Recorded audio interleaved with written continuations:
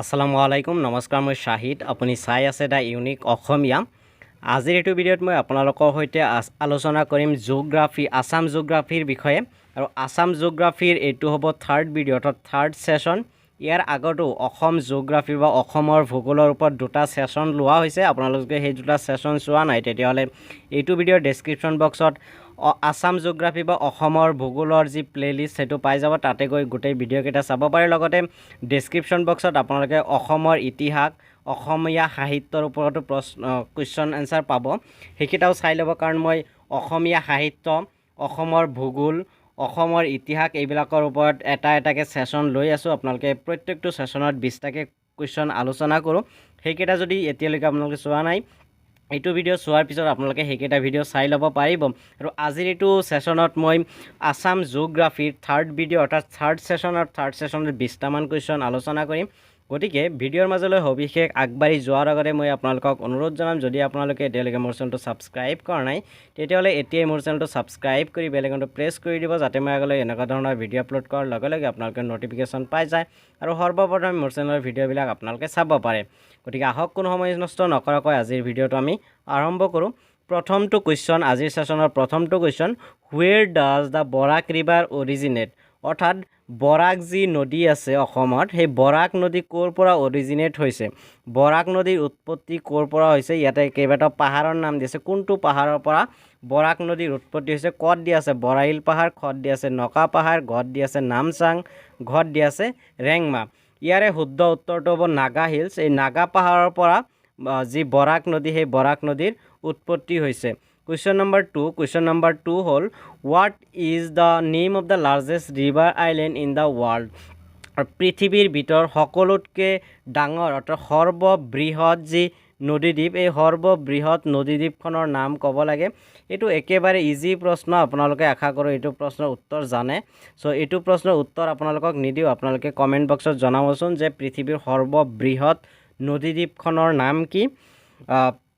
গতিকে এইটো প্ৰশ্নৰ উত্তৰ ইয়াতে নিদিলো আপোনালোকে কমেন্ট কৰি জনাব Question number 3 লৈকে আহিছে Question number 3 আপোনালোকে দেখা পাইছে Which state has the largest river island in the world অৰ্থাৎ পৃথিৱীৰ সৰ্ববৃহৎ নদীদ্বীপ কোনখন ৰাজ্যত অৱস্থিত পৃথিৱীৰ যে সৰ্ববৃহৎ নদীদ্বীপ হেয়া অসমত অৱস্থিত ইতিমধ্যে ইয়াৰ আগৰ কোৱেশ্যনত কৈছিল যে অসমত কোনটো যি নদীদ্বীপ আটাইতকৈ ডাঙৰ হিখন আপোনালোকে লিখিব লাগে মই এক কোৱেশ্যনটো আকৌ এবাৰ দেখুৱাই দিব বিচাৰিম ইয়াতে উমানন্দ মাজুলী ভোলাদ্বীপ নংখুন এই চাৰিটাৰ ভিতৰত কোনটো আটাইতকৈ সৰ্ববৃহৎ নদীদ্বীপ আপোনাৰ গম পালে যে নদীদ্বীপটো অসমৰ হ'ব গতিকে ইয়াতে দুটা অসমৰ বাহিৰৰ আছে আৰু কোন দুটা অসমৰ বাহিৰৰ ইয়াতে মই ডিসকাস কৰি আছো ইয়াতে নাই ইয়াৰ পিছত আহিব মই তাতে ডিসকাস কৰি দিম যে অসমৰ বাহিৰত থকা সেইবিলাক কি সো পৃথিৱীৰ সৰ্ববৃহৎ নদীদ্বীপখন অসমত অৱস্থিত আৰু তাৰ নাম কি আপোনালোকে এইটো ভিডিঅ'ৰ কমেন্ট বক্সত নিশ্চয় কমেন্ট কৰি জনাব Question number 4 আছে What is the area of Majuli অৰ্থাৎ মাজুলীৰ মাটিকালি কিমান বৰ্গ কিলোমিটাৰ ইয়াতে যে 880 বৰ্গ কিলোমিটাৰ 780 বৰ্গ কিলোমিটাৰ 980 বৰ্গ কিলোমিটাৰ 680 বৰ্গ কিলোমিটাৰ এই চাৰিটাৰ ভিতৰৰ পৰা শুদ্ধ উত্তৰটো হ'ল 880 অৰ্থাৎ 880 বৰ্গ কিলোমিটাৰ 880 স্কয়াৰ কিলোমিটাৰ হল মাজুলীৰ বৰ্তমান মাটিকালি এৰিয়া বা গৰাখৈনে অলপ চলপ ইফাল সিফাল হ'ব পাৰে বাট কিতাপত বা এজে হল যদি ক'ব যাও তেতিয়াহলে 880 বৰ্গ কিলোমিটাৰ হল মাজুলীৰ বৰ্তমান মাটিকালি Question number 5 হল পৃথিৱীৰ ক্ষুদ্ৰতম নদীদ্বীপখনৰ নাম কি অলপ আগতে আমি ডিসকাস কৰিলো পৃথিৱীৰ সৰ্ববৃহৎ নদীদ্বীপ আৰু এতিয়া সুধিছে পৃথিৱীৰ ক্ষুদ্ৰতম নদীদ্বীপ অৰ্থাৎ স্মলেষ্ট ৰিভাৰ আইল্যান্ডখনৰ নাম ইয়াতে ক'ব লাগে আপোনালোকে জানেই নিশ্চয় যে পৃথিৱীৰ ভিতৰত যি ক্ষুদ্ৰতম নদীদ্বীপ আৰু বৃহৎ যি নদীদ্বীপ আছে এই দুয়োটাই অসমত অৱস্থিত পৃথিৱীৰ ক্ষুদ্ৰতম আৰু পৃথিৱীৰ বৃহত্তম যি নদীদ্বীপ এই দুয়োটা নদীদ্বীপ অসমত অৱস্থিত এটা ভাল খবৰ আৰু এই যি অসমত অৱস্থিত এই ক্ষুদ্ৰতম নদীদ্বীপখনৰ নাম ইয়াতে আপোনালোকে ক'ব লাগে পৃথিৱীৰ ভিতৰত ক্ষুদ্ৰতম নদীদ্বীপৰ নাম হল উমানন্দ অৰ্থাৎ উমানন্দ হল পৃথিৱীৰ ভিতৰত আটাইতকৈ সৰু নদীদ্বীপ আৰু ইয়াতে দিয়া আছে ভোলাদ্বীপ আপোনালোকে ইয়াতে পাইছে ভোলাদ্বীপটো হল বাংলাদেশৰ আমাৰ চুবুৰীয়া দেশ বাংলাদেশৰ আটাইতকৈ ডাঙৰ নদীদ্বীপ গতিকে এইটো মনত ৰাখিব বাংলাদেশৰ আটাইতকৈ ডাঙৰ নদীদ্বীপ ভোলা দ্বীপ পৃথিৱীৰ ক্ষুদ্ৰতম নদীদ্বীপ হ'ল উমানন্দ কুৱেশ্যন নম্বৰ 6 পৰৱৰ্তী question what is the area of the Umananda river island এই যি উমানন্দ আটাইতকৈ সৰু নদীদ্বীপ এই সৰু নদীদ্বীপৰ যি মাটিকালি সেয়া কিমান কত দি আছে 14 বিঘা খত দি আছে 13 বিঘা 3 কঠা গত দি আছে 13 বিঘা 5 কঠা ঘত দি আছে 14 বিঘা 13 কঠা গতিকে এইটো প্ৰশ্নৰ শুদ্ধ উত্তৰ হ'ল খ 13 বিঘা 3 কঠা অৰ্থাৎ পৃথিৱীৰ ক্ষুদ্ৰতম নদীদ্বীপ উমানন্দৰ মাটিকালি হ'ল 13 বিঘা 3 কঠা গতিকে উত্তৰটো হ'ব খ বা বি পৰৱৰ্তী কুৱেশ্যন নম্বৰ 7 আপোনালোকে ইয়াতে দেখা পাইছে ব্ৰহ্মপুত্ৰ নদীৰ উৎপত্তি ক'ৰ পৰা হৈছে অৰ্থাৎ আমি জানো যে ব্ৰহ্মপুত্ৰ নদী অৰুণাচলতো আছে অসমতো আছে আকৌ বাংলাদেশতো পৰিছে কিন্তু এই যি ব্ৰহ্মপুত্ৰ নদী ইয়াৰ উৎপত্তি আচলতে ক'ৰ পৰা হৈছে এইটো প্ৰশ্নৰ শুদ্ধ উত্তৰ কোনটো হ'ব আপোনালোকে কওকচোন কত দি আছে টামচুক খাম্বা খত দি আছে বৰাইল পৰ্বতমালা খত দি আছে লাইকে গত দি আছে লাইকে পৰ্বতমালা ঘত দি আছে ওপৰৰ এটাও নহয় ইয়াৰে শুদ্ধ উত্তৰটো হ'ল ক টামচুক খাম্বা যি নামৰ যি ঠাই আছে চীনত এই ঠাইখন সেই চীনৰ এই ঠাইখনৰ পৰা ব্ৰহ্মপুত্ৰ নদীৰ উৎপত্তি হৈছে আৰু টামচুক খাম্বাৰ পৰা যি ব্ৰহ্মপুত্ৰ নদীৰ উৎপত্তি হৈছে তাতে ব্ৰহ্মপুত্ৰৰ নাম হ'ল চাংপো TSANGPO তাক ইয়াকে চাংপো বুলি কোৱা হয় চাংপো ৰিভাৰ গতিকে আপোনালোকে মনত ৰাখিব উৎপত্তি য'ত হৈছে তত ব্ৰহ্মপুত্ৰৰ নাম হ'ল চাংপো আৰু উৎপত্তি হোৱা ঠাইখনৰ নাম হ'ল টামচুক খাম্বা আৰু ইয়াতে যেতিয়া অৰুণাচলত সোমায় অৰুণাচলত ইয়াৰ নাম আপোনালোকে দিবাং আছিল নেকি মই পাহৰিলোঁ আপোনালোকে কমেণ্টত জনাবচোন যে অৰুণাচলত ব্ৰহ্মপুত্ৰ নদীৰ নাম কি হয় কুৱেশ্যন নম্বৰ 8ত আপোনালোকে দেখা পাইছে একেবাৰে সহজ প্ৰশ্ন how many national parks are there in Assam অসমত সৰ্বমুঠ কিমানটা ৰাষ্ট্ৰীয় উদ্যান অৰ্থাৎ নেশ্যনেল পাৰ্ক আছে অসমত মুঠ ৰাষ্ট্ৰীয় উদ্যান কেইখন গতিকে অসমত মুঠ ৰাষ্ট্ৰীয় উদ্যান কিমানখন ইয়াতে আছে 7খন 10খন 12খন 6খন ইয়াৰে শুদ্ধ উত্তৰটো হ'ব 7খন অসমত 7খন ৰাষ্ট্ৰীয় অভয়াৰণ্য আছে গতিকে 8 নম্বৰ প্ৰশ্নৰ শুদ্ধ উত্তৰটো হ'ব ক বা এ 7খন কুৱেশ্যন নম্বৰ 9ত ইয়াতে সুধিছে অসমত মুঠ অভয়াৰণ্য কেইখন আছে ইতিমধ্যে আমি গম পালোঁ যে অসমত সৰ্বমুঠ 7খন নেশ্যনেল পাৰ্ক আছে এতিয়া আপোনালোকে এইটো কুৱেশ্যনত ক'ব লাগে যে অসমত কিমানটা অভয়াৰণ্য বা চাংচাৰী আছে গতিকে এইটো প্ৰশ্নৰ শুদ্ধ উত্তৰ হ'ল খ 17খন অৰ্থাৎ অসমত বৰ্তমান 17খন অভয়াৰণ্য আছে গতিকে আনচাৰটো হ'ব 17 পৰৱৰ্তী কুৱেশ্যনলৈকে আহিছোঁ কুৱেশ্যন নম্বৰ 10ত আছে অসম আৰু পশ্চিমবংগৰ লগত সংলগ্ন হোৱা ঠাইখিনিক কি বুলি কোৱা হয় অসম আৰু পশ্চিমবংগৰ মাজৰ যি কানেকশ্যন আপোনালোকে যদি অসমৰ মেপ আপোনালোকে চাই তেতিয়াহ'লে ইয়াতে আপোনালোকে দেখা পাব অসম আৰু পশ্চিমবংগৰ মাজত এখন কানেকশ্যন আছে এইটো ধৰি লৈছোঁ পশ্চিমবংগ ইফালে আপোনালোকে এনেকৈ মই দেখুৱাই দিছোঁ এইখিনি পশ্চিমবংগ ইয়াতে একেবাৰে সৰুকৈ অসমৰ লগত কানেকশ্যন এটা আছে চ' এই কানেকশ্যনটোৰ নাম আপোনালোকে ইয়াতে ক'ব লাগে ইয়াতে কৈছে ক নম্বৰ চিকেন নেক খ নম্বৰ আছে মাটন নেক গত দি আছে শিলিগুৰি দুৱাৰ ঘৰত দি আছে ওপৰৰ এটাও নহয় চ' এইটো যদি একেবাৰে ক্ষীণ নেক বা ডিঙিৰ নিচিনা সেইকাৰণে ইয়াক চিকেন নেক বুলি কোৱা হয় গতিকে অসম আৰু পশ্চিমবংগৰ যি কানেকশ্যন সেই কানেকশ্যনটোক কোৱা হয় চিকেন নেক গতিকে এইটো আপোনালোকে মনত ৰাখিবলৈ চেষ্টা কৰিব ইম্পৰ্টেণ্ট হয় কুৱেশ্যন নম্বৰ 11ত আছে যে since when the Sikkim been declared part of the north east অৰ্থাৎ ছিকিমক কেতিয়াৰ পৰা উত্তৰ পূৰ্বাঞ্চলৰ অংশ অৰ্থাৎ নৰ্থ ইষ্টৰ অংশ বুলি কেতিয়াৰ পৰা অন্তৰ্ভুক্ত কৰা হৈছিল আমি আগতে জানিছিলোঁ যে আমাৰ নৰ্থ ইষ্টত 7 ভনীৰ ৰাজ্য বুলি কোৱা হয় কিন্তু এতিয়া বৰ্তমান 7 ভনীৰ ৰাজ্য নহয় এতিয়া 8 ভনীৰ ৰাজ্য হৈ গ'ল আৰু এই 8 ভনীৰ ৰাজ্য কেতিয়াৰ পৰা এই উত্তৰ পূৰ্বাঞ্চলক কোৱা হয়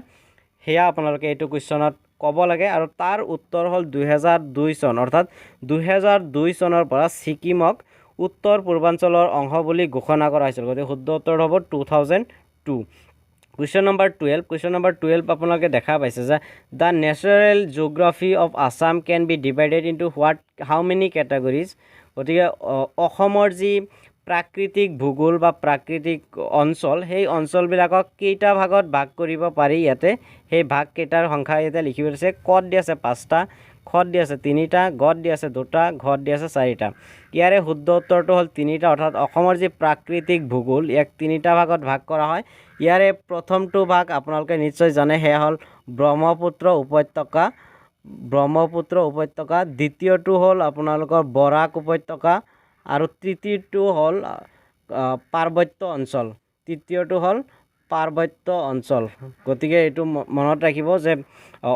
অসমৰ যি প্ৰাকৃতিক পৰিৱেশ তাক 3টা ভাগত ভাগ কৰিব পাৰি। এটা হ'ল ব্ৰহ্মপুত্ৰ, এটা হ'ল বৰাক উপত্যকা, এটা হ'ল পাৰ্বত্য অঞ্চল। গতিকে এইটো প্ৰশ্নৰ শুদ্ধ উত্তৰ 3টা। কুৱেশ্যন নম্বৰ 13 আপোনালোকে স্ক্ৰীনত দেখা পাইছে। How many metres above sea level is Assam situated, অৰ্থাৎ যি চি লেভেল সমুদ্ৰ পৃষ্ঠৰ পৰা অসম কিমান উচ্চতাত আছে। চ' মই ইয়াতে এটা ধৰি লৈছোঁ যে এইখন এটা সমুদ্ৰ হয়, এইখিনি সমুদ্ৰ হয়। চ' ইমান উচ্চতা ইয়াতে অসম অৱস্থিত। চ' এই যি পানীৰ উচ্চতা, এই পানীৰ উচ্চতাৰ পৰা অসম কিমান ওপৰত আছে, মানে মাটিখিনি কিমান ওপৰত আছে, সেইখিনি ইয়াতে কুৱেশ্যনত সুধিছে। আৰু সেইটো কোৱাৰ মই অপশ্যনকেইটা কৈ দিছোঁ: 89.5 মিটাৰ, 79.5 মিটাৰ, 79 মিটাৰ, 89.6 মিটাৰ। ইয়াৰে শুদ্ধ উত্তৰটো হ'ল 79.5 মিটাৰ, অৰ্থাৎ অসম সমুদ্ৰ পৃষ্ঠৰ পৰা 79.5 মিটাৰ ওপৰত আছে। গতিকে শুদ্ধ উত্তৰটো হ'ল 79.5। আনচাৰটো হ'ব খ বা B. Question number 14, what percentage of the area of Assam is covered by the Brahmaputra valley, অৰ্থাৎ অসমৰ কিমান শতাংশ ঠাই ব্ৰহ্মপুত্ৰ উপত্যকাই আগুৰি আছে। এইটো প্ৰশ্নৰ উত্তৰ মই ইয়াতে নিদিওঁ। ইয়াৰ ছেকেণ্ড পাৰ্ট, অৰ্থাৎ অসমৰ জিঅ'গ্ৰাফিৰ ছেকেণ্ড যিটো ছেশ্যন আছিলে, সেইটো ছেশ্যনত এইটো ডিছকাছ কৰিছোঁ।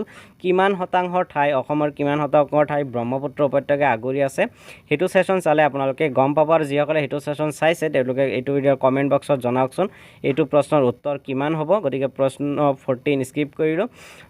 কুৱেশ্যন নম্বৰ 15 হ'ল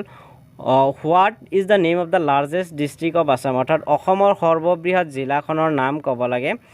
পদ দি আছে মাজুলী, খত কাৰ্বি আংলং, গত কাছাৰ, ঘত ডিব্ৰুগড়। অসমৰ সৰ্ববৃহৎ জিলাখন হ'ল কাৰ্বি আংলং। কাৰ্বি আংলংটো হ'ল অসমৰ সৰ্ববৃহৎ জিলা, অৰ্থাৎ সৰ্ববৃহৎ জিলা বুলি ক'লে তেতিয়াহ'লে এনচাৰটো হ'ব কাৰ্বি আংলং, আৰু ইয়াতে এনচাৰটো হ'ব খ বা B, Karbi Anglong. Question number 16 সুধিছে একেই প্ৰশ্ন, জাষ্ট ইয়াতে স্মলেষ্ট ডিষ্ট্ৰিক্ট অফ আছাম সুধিছে। ক্ষুদ্ৰতম জিলা, অসমৰ ক্ষুদ্ৰতম জিলা কোনখন? কত দি আছে বৰপেটা, খত নলবাৰী, গত দক্ষিণ শালমাৰ মানকাচৰ, ঘত বজালী। আগতে যি ক্ষুদ্ৰতম জিলা বুলি কৈছিল তেতিয়াহ'লে হাইলাকান্দি আছিল, কিন্তু যোৱা 4-5টা বছৰত অসমৰ যি জিলাসমূহ সেইবিলাক ডেলিমিটেশ্যন কৰি কেইবাটাও জিলা নতুনকৈ গঠন কৰা হৈছে। আৰু বৰ্তমান আজিৰ ডেটত যেতিয়া মই ভিডিঅ' ৰেকৰ্ডিং কৰি আছোঁ, অৰ্থাৎ 24 জুলাই 2024 হিচাপত যি অসমৰ আটাইতকৈ ক্ষুদ্ৰতম জিলা সেয়া হ'ল বজালী জিলা, যাক বৰপেটা জিলাৰ পৰা কাটি নতুনকৈ বনোৱা হৈছে। গতিকে অসমৰ আটাইতকৈ ক্ষুদ্ৰতম জিলা বুলি ক'লে আনচাৰটো হ'ব বজালী। কুৱেশ্যন নম্বৰ 17ত সুধিছে which district of Assam has hot springs, অৰ্থাৎ অসমৰ কোনটো জিলাত গৰম পানীৰ উঁহ আছে। ইয়াতে কত দি আছে গোৱালপাৰা, খত গোলাঘাট, গত কাৰ্বি আংলং, ঘত দৰং। গতিকে গৰম পানীৰ উঁহ থকা জিলাখন হ'ল গোলাঘাট। আমি জানো যে গোলাঘাট জিলাত গৰম পানীৰ উঁহ আছে। গতিকে এইটো প্ৰশ্নৰ শুদ্ধ উত্তৰ হ'ব খ বা বি, গোলাঘাট। ইয়াৰ পৰৱৰ্তী কুৱেশ্যন নম্বৰ 18 আপোনালোকে ইয়াতে দেখা পাইছে। Jatinga is situated on which hill, অৰ্থাৎ কোনখন পাহাৰৰ ওপৰত জাতিংগা অৱস্থিত। আমি জানো জাতিংগা এখন জনপ্ৰিয় বা ফেমাছ ঠাই। এই জাতিংগা কিহৰ কাৰণে বিখ্যাত পৰৱৰ্তী কুৱেশ্যনত আহি আছে। চ' এই জাতিংগা কোনটো পাহাৰৰ ওপৰত অৱস্থিত সেয়া ক'ব লাগে। কত দি আছে বৰগোলাই পাহাৰ, খত দি আছে বুঢ়া পাহাৰ, গত দি আছে বৰাইল পাহাৰ, ঘত দি আছে ওপৰৰ এটাও নহয়। এই জাতিংগা কোনখন পাহাৰৰ ওপৰত অৱস্থিত সেয়া হ'ল বৰাইল পাহাৰ, বৰাইল হিলছ। গতিকে Jatinga is situated on which hill, answer will be Barail hills. So' the answer is C বা ঘ, এইটো হ'ব এইটো প্ৰশ্নৰ শুদ্ধ উত্তৰ। কুৱেশ্যন নম্বৰ 19 ডিছকাছ কৰাৰ আগতে মই আপোনালোকক অনুৰোধ জনাম, যদি আপোনালোকে ভিডিঅ'টো ভাল পাইছে ভিডিঅ'টো লাইক কৰিব, লগতে আপোনাৰ বন্ধু বান্ধৱী যিসকলে ADRE গ্ৰেড 3, গ্ৰেড 4 ড্ৰাইভাৰ, তাৰপিছত আছাম পুলিচ ABUB বা আছাম পুলিচ SI, টেট কাম ৰিক্ৰুইটমেণ্ট টেষ্ট বা অন্যান্য চৰকাৰী চাকৰিৰ কাৰণে যিসকলে প্ৰিপেয়াৰেশ্যন লৈ আছে তেওঁলোকলৈ এইটো ভিডিঅ' শ্বেয়াৰ কৰি দিয়ক যাতে তেওঁলোকেও এইটো ভিডিঅ'ৰ পৰা উপকৃত হ'ব পাৰে আৰু আপোনালোকে কিবা ক'বলগীয়া বা জনাবলগীয়া থাকিলে আপোনালোকে কমেণ্ট বক্সত নিশ্চয় জনাব তাতেও আপোনালোকে সহায় পাব চ' এতিয়া কোনো সময় নষ্ট নকৰাকৈ 19 কুৱেশ্যনটো ডিছকাছ কৰোঁ ইয়াতে 19ত সুধিছে জাতিংগা ইজ ফেমাছ ফৰ অৰ্থাৎ জাতিংগা কিহৰ বাবে ফেমাছ হৈ আছে বৰ্তমান সেইটো আপোনালোকে ইয়াতে ক'ব লাগে এইটো প্ৰশ্নৰ যি শুদ্ধ উত্তৰ কি হ'ব ওলাব লাগে ক'ত দিয়া আছে এশিঙীয়া গড়ৰ বাবে বিখ্যাত সোণালী বান্দৰৰ বাবে বিখ্যাত মৰা চৰাইৰ বাবে বিখ্যাত পৰিভ্ৰমী চৰাইৰ বাবে বিখ্যাত অৰ্থাৎ জাতিংগা কিহৰ বাবে বিখ্যাত এইটো ইয়াতে অপশ্যনত একজেক্টলি সেইটো যি আনচাৰ হ'ব লাগিছিল সেইটো দিয়া নাই আচলতে জাতিংগাত কি হয় প্ৰত্যেক বছৰ বহুতো পৰিভ্ৰমী চৰাই আহে আৰু এই পৰিভ্ৰমী চৰাইবিলাক আহি ইয়াতে কি কৰে আত্মদাহ কৰে বা সুইচাইড কৰে বুলি ক'ব পাৰি চ' জাতিংগাত পৰিভ্ৰমী চৰাইবিলাক আহি আত্মদাহ দিয়ে বা আত্মজাহ দিয়ে সেইকাৰণে জাতিংগা বহুত ফেমাছ ঠাই গতিকে এইটো প্ৰশ্নৰ উত্তৰ হ'ব পৰিভ্ৰমী চৰাইৰ বাবে এইটো প্ৰশ্ন হিচাপত বা যদি একজেক্টলি ক'ব যাওঁ তেওঁলোক পৰিভ্ৰমী চৰাইবিলাক আহি ইয়াতে নিজকে আত্মজাহ দিয়ে কুৱেশ্যন নম্বৰ 20 হ'ল আজিৰ ছেশ্যনৰ শেষৰটো প্ৰশ্ন আৰু আজিৰ ছেশ্যনৰ শেষৰটো প্ৰশ্ন হ'ল what is the name of the highest peak in Assam অৰ্থাৎ অসমৰ আটাইতকৈ ওখ শৃংগটোৰ নাম কি অসমৰ সৰ্বোচ্চ শৃংগটোৰ নাম কি ইয়াতে সুধিছে কত দি আছে লাইকে খত দি আছে থেইপিবা ঘত দি আছে মহাদেউ ঘত দি আছে কৌকাহা গতিকে এই চাৰিটাৰ ভিতৰত অসমৰ আটাইতকৈ সৰ্বোচ্চ শৃংগ কোনটো সেইটো হ'ল লাইকে অৰ্থাৎ অসমত আটাইতকৈ সৰ্বোচ্চ শৃংগটো হ'ল লাইকে বুলি কোৱা হয় গতিকে এয়া হ'ল আজিৰ ছেশ্যনৰ লাষ্ট কুৱেশ্যন আশা কৰোঁ আপোনালোকে ভিডিঅ'টো ভাল পাইছে যদি ভিডিঅ'টো লাইক কৰিব লগতে আপোনাৰ বন্ধু বান্ধৱীসকললৈ শ্বেয়াৰ কৰি দিব আৰু কিবা ক'বলগীয়া থাকিলে আপোনালোকে কমেণ্ট বক্সত নিশ্চয় কমেণ্ট কৰি জনাব মই আপোনাক ৰিপ্লাই দিবলৈ চেষ্টা কৰিম ডিছক্ৰিপশ্যন বক্সত মোৰ হোৱাটছআপ চেনেল আৰু টেলিগ্ৰাম চেনেলৰ লিংক দিয়া আছে তাতে আপোনালোকে জইন হ'ব পাৰে কাৰণ তাতে মই ফিউচাৰ আপডেটছবিলাক দি থাকিম বা যিকোনো ধৰণৰ আপডেট আপোনালোকে তাতে লগে লগে পাই যাব লগতে ডিছক্ৰিপশ্যন বক্সত মোৰ ছ'চিয়েল মিডিয়া হেণ্ডেলছসমূহৰ লিংকবিলাক দিয়া আছে আশা কৰোঁ আপোনালোকে কিবা সুধিবলগীয়া থাকিলে তাতে মোৰ সৈতে কণ্টেক্ট কৰিব পাৰিব আজিৰ ভিডিঅ'টো যিসকলে শেষলৈ চালে সিহঁতক বহুত বহুত ধন্যবাদ জনাইছোঁ জয় আই অসম জয় হিন্দ